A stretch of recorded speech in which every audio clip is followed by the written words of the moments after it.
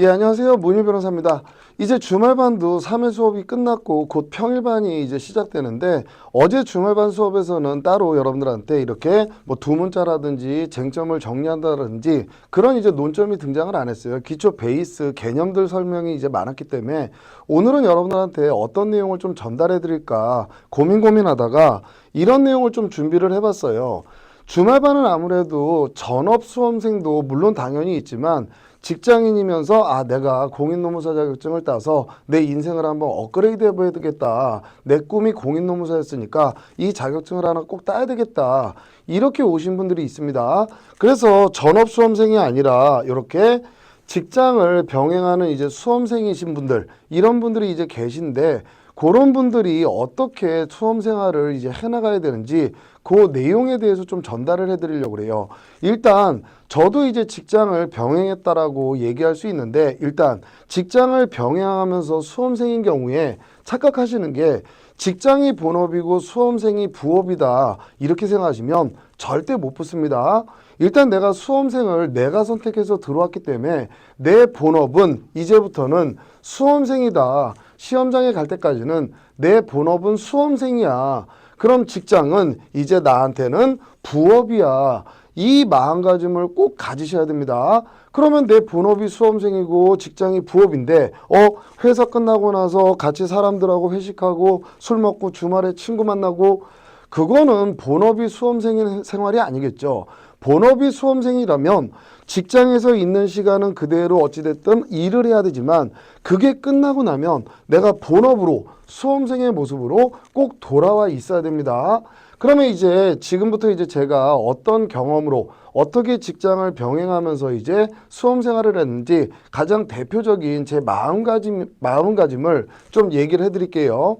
제가 이제 사법시험 2차 공부를 하면서 사실은 행정법 강의하고 민법 강의를 했었어요. 그렇게 된 이유는 뭐 굳이 중요한 게 아니니까.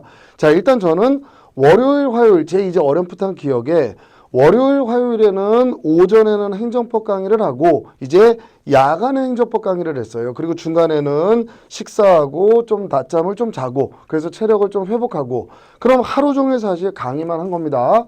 그리고 목요일, 금요일에는 제가 민법 강의를 또 했었어요. 그래서 민법 강의 오전에 하고 중간에 식사하고 쉬고 그리고 야간에 민법 강의를 하고 근데 제가 이 강의를 어디서 했냐면 그 당시에 이제 수험생이면서 강의를 해야 되는데 노량진이라든지 이런 메인 강의 그 구역으로 들어가게 되면 전업으로 강사로 갈 수밖에 없었기 때문에 최소한의 제가 생활을 유지하면서 내가 공부할 수 있는 데가 어디 있을까. 근데 서울 지역은 그게 없더라고요. 근데 마침 대전에서 연락이 와서 강의 자리를 좀 주겠다. 강의를 해줄 수 있겠느냐. 그래서 제 입장에서는 좋습니다. 그리고 대전으로 이제 출강을 나가게 된 겁니다. 그러면 이제 월요일, 화요일 1박 2일, 목요일, 금요일 1박 2일이니까 저녁에 수업이 10시에 끝나요. 그럼 당연히 저도 처음에는 어떻게 생활을 했느냐. 10시에 수업이 끝나니까 학생들 반응이 좋네요. 그러니까 원장님이 저를 자꾸 챙기기 시작하는 거예요. 그러니까 식사하시죠. 고기에 소주라도 한잔 하시죠. 당연히 소주 한 잔 먹고 푹 잤겠죠. 방도 다 잡아줬으니까. 그리고 일어나서 수업을 하고 옵니다. 그리고 이제 그 다음날 이날은 이제 저녁에 오겠죠. 화요일 저녁에는. 그리고 하루 종일 이제 재공부를 해요. 그리고 그 다음날 아침에 다시 대전에 내려가서 1박 2일로 술 한잔 먹고 그 다음날 수업하고 또 올라오고 이런 식으로 이제 생활을 하다 보니까 제가 직장인으로 변해 있더라는 거예요. 그러니까 원장님이 맛있는 거 사주고 소주 한잔 먹으면 기분 좋고 푹 잠이 잘 수 있으니까 계속 이 생활을 했습니다. 근데 이러다 보니까 순간적으로 그냥 책상에 가기 싫은 거예요. 그냥 아무리 이제 돈도 잘 벌겠다. 이때도 저 돈 잘 벌었습니다. 돈도 잘 벌겠다. 내가 수험 생활을 계속 하는 게 맞는 건가? 그냥 전업 강사로 해서 돈이나 벌까? 이런 자꾸 유혹이 생기더라는 거예요. 그래서 제가 이건 아니다. 지금의 내 모습은 수험생이 아니라 내가 강사, 직장인의 모습이 돼 있구나. 이건 안 된다. 그래서 제가 마음가짐을 고쳐먹고 어떻게 생활했냐면 자 10시에 수업이 끝납니다. 10시에. 10시에 수업이 끝나면 이제 대전에서 운전을 하고 오는 거예요. 그러면 이제 미친 듯이 이제 달려왔어요. 정말로 휴게소 쉬는 거 이런 것도 없고 미친 듯이 이제 달려옵니다. 그럼 이제 한 11시 40분, 11시 50분 정도 돼요. 그럼 제가 다니는 독서실 자리에 가서 일단은 앉았어요. 10분이든 20분이든 일단 앉았어요. 그리고 나서 가서 잠을 잤습니다. 그럼 그 다음날 아침에 6시 정도에는 일어나야 되겠죠. 대전이 강의해야 되니까. 그럼 6시에 일어나서 그냥 대충 세수하고 운전해서 갑니다. 그리고서 이제 오전 수업을 하고, 그러니까 몸이 얼마나 피곤하겠어요. 그래서 오전 야간으로 잡고 오후에는 점심 식사하고 근처에 이제 사우나에 가서 한 2시간 정도 좀 체력 회복하고, 수업이 끝나면 다시 올라오고 다시 이제 집에 오고, 그리고 이제 하루 종일 공부를 했어요. 자, 이날도 새벽에 출발합니다. 10시에 끝나요. 그럼 미친 듯이 이제 운전해서 옵니다. 제가 공부하던 공간에 가서 10분이든 20분이든 앉았다가, 일단 나는 본업이 수험생이야, 이걸 스스로한테 각인시키기 위해서 일단은 책상에 와서 앉았다가 이제 가서 자고 또 수업하고, 그러면 이제 저는 4일을 통으로 강의를 한 거예요. 직장 생활을 한 겁니다. 그럼 저한테 주어진 시간, 재공부를 할 수 있는 시간은 일요일, 수요일, 토요일 3일밖에 없어요. 그러니까 제 주변에서도 다들 뭐라고 생각했느냐. 아니, 그 어렵다라는 사법시험을 공부하는데 직장을 4일 다니고 3일을 공부한다고? 에이, 저렇게 붙어? 그 당시 원장님도 속으로는 못 붙을 거라고 생각했대요. 이제 나중에 합격하고 만났는데. 지금 제가 책을 내고 있는 출판사 사장님도 이 당시에 알게 된 사이인데, 이 당시에 저한테 노량진 가자, 일탈할 수 있다. 아니, 저는 수험생입니다. 고사를 했거든요. 지금은 이제 친한 관계가 돼서 제가 책을 이제 여기서 내는데, 그 당시에 저 당연히 떨어질 줄 알았대요. 아니, 무슨 3일간 공부해서 사법시험을 붙어? 말도 안 되지. 다들 이렇게 생각했습니다.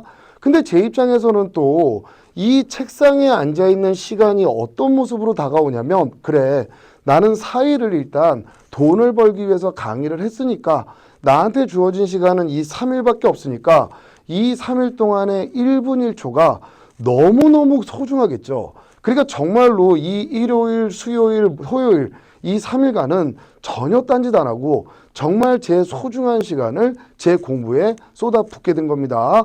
그러다 보니까 이제 시험을 보고서 이제 합격자 발표 날이 됐네요. 원래 근데 제가 어렸을 때부터 약간 잠이라는 거를 자게 되면 깨우는 걸 너무너무 싫어했어요. 정말 병적으로 싫어했습니다. 그러니까 저희 어머니도 저 잘 때는 절대 깨우질 않아요. 근데 그날이 이제 사법시험 합격자 발표 날인데 아무래도 전날 긴장되죠. 사람인데. 그러니까 제가 술을 좀 새벽까지 혼자 이제 마셨던 것 같아요. 그리고 이제 잠이 들었습니다. 막 피곤해서 이제 잠이 드는데 갑자기 어머니가 방문을 막 두들기시는 거예요. 이럴 리가 없는데 내가 자는데 왜 어머니가 방문을 두들기지? 무슨 일 있나? 이상한데? 근데 오늘 합격자 발표 날이지, 이 생각이 이제 문득 들었던 거예요. 근데 만약에 제가 떨어졌으면 어머니가 방문 두들기면서 너 떨어졌어 이렇게 두들기진 않겠죠. 아들아 너 합격했대 막 그러면서 이제 두들기시는 거예요. 막 이제 울먹이시면서. 그때 제가 딱 무슨 생각을 했냐면, 내가 잘났어, 나 열심히 공부했지, 나는 붙을 때 됐어, 이런 생각을 했던 게 아니었어요. 정말 제일 처음 들은 생각이 뭐냐면, 정말 이렇게 열심히 살았더니 신이, 뭐 하나님이면 하나님, 부처님이면 부처님, 제가 이제 지금 현재는 종교가 없기 때문에 신이 정말 이렇게 열심히 살았더니 그래, 너 앞으로 한번 재밌게 살아봐, 이렇게 기회를 주는구나, 그 생각이 문득 딱 들고 나서 다시 잠에 들었던 것 같아요. 그래서 여러분들, 직장 생활하고 수험 생활하고 병행하는 게 정말 만만치 않습니다. 이런 모습을 여러분들이 좀 가지셔야 돼요. 정말로 직장 생활할 때 그거 빼고는 온전히 나는 본업이 수험생이야, 이런 생각을 가지시고 정말로 책상에서 미친 듯이 여러분들 책을 보시면 얼마든지 합격하실 수 있습니다.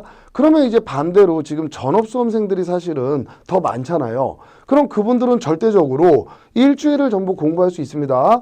그럼 저도 이런 생활을 할 때 99%는 사법시험의 수험생들은 전업 수험생들이었어요. 근데 어쨌든 제가 붙었다는 얘기는 전업 수험생 중에 누군가는 떨어졌다는 얘기죠. 그럼 그 친구들은 절대적으로 시간이 저보다 2배 이상 많은 시간을 공부할 수 있었는데 왜 떨어졌을까요? 책상에서 공부를 안 했다라는 거예요. 시간이 소중하다라는 걸 몰랐다라는 거예요. 그래서 제가 유튜브에 이전에 짤막하게 올려드렸던 거, 책상에서는 제발 공부만, 매너리즘이 생기게 되면 어떤 비극이 생기는지, 그 유튜브 내용을 요런 과정을 통해서 제가 합격하고 나서 나중에 이거를 누군가한테 전달해 줄 기회가 있으면 꼭 전달해 주겠다. 이렇게 마음속에 가지고 있다가 유튜브로 찍어 드린 겁니다. 혹시 그 동영상 안 보신 전업 수험생들, 물론 직장 병행하시는 수험생들도 책상에서 공부하는 훈련을 익히시려면 그 동영상 보시고 익히시면 정말로 도움이 많이 될 테니까 좀 이용하시고요. 자, 이제 다음으로 제가 정말로 좋아하는 말이 어떤 말이 있냐면 뭐 이 사람이 중요한 건 아니고 사람은 실패가 아니라 성공하기 위해서 태어난다. 이 말을 제가 굉장히 좋아해요.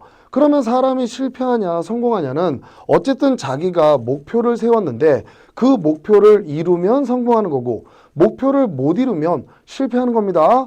근데 목표는 누가 주어준 게 아니라 자기가 어쨌든 목표를 설정했잖아요. 그러면 그 목표를 달성하기 위해서 살아가는 거지 시도했다가 아이 실패 이러려고 목표를 잡는 사람은 없을 거예요. 그러니까 항상 머릿속에 난 성공할 수 있는 사람이야. 실패하기 위해서 태어난 게 아니라 성공하기 위해서 태어난 거야. 이 생각을 항상 머릿속에 갖고서 살아가는 게 굉장히 도움이 많이 됐던 것 같아요. 그럼 여기서 성공하려면 그냥 막연하게 성공을 갈구한다고 해서 성공하는 게 아니잖아요. 그럼 성공하려면 어떻게 살아야 되느냐. 제가 이거에 대해서 어떤 예를 들어드릴까 이렇게 하다가 이렇게 유튜브를 이렇게 보다 보니까 우리 대한민국 이제 축구대표 이영표 선수 제가 과거에 뭐 지금도 그렇고 운동 경기 이런 거 잘 안 봐요. 저 월드컵도 잘 안 보고 무슨 야구 무슨 결승전 이런 것도 안 봅니다.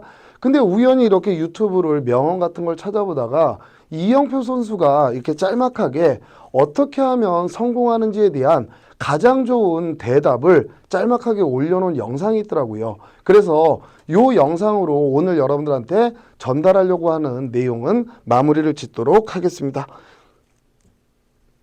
자, 이 영상 한번 같이 볼게요. 축구를 하다가 공이 가운데 딱 떨어지면 무조건 그 공을 내가 이기고 가져가고 싶었어요. 제가 2단 뛰기 중 줄넘기를 2년 동안 매일같이 했고 저녁 때 한 번에 1000번 할 수 있을 동안 제 줄넘기가 2번 끊어졌습니다. 경기장 안에서 어떤 일이 벌어졌냐면 1대1 드리블 할 필요가 없어요. 그냥 볼 받고 지나가면 못 쫓아와요. 그리고 가운데 있는 거 떨어지는 순간 다 제 거예요. 노력이라는 것이 사람을 어떻게 바꾸는지 저는 제 경험을 통해서 똑똑히 봤습니다. 여러분들은 항상 매일같이 하고 싶은 일과 해야 되는 일이 겹치는데 만약에 여러분들이 하고 싶은 일과 해야 되는 일 중에서 하고 싶은 일을 먼저 하잖아요. 그러면 나중에 해야 되는 일을 하면서 살 수밖에 없어요. 그런데 만약에 여러분들이 해야 되는 일을 먼저 하잖아요. 그러면 여러분은 나중에 하고 싶은 일을 하면서 살 수 있습니다.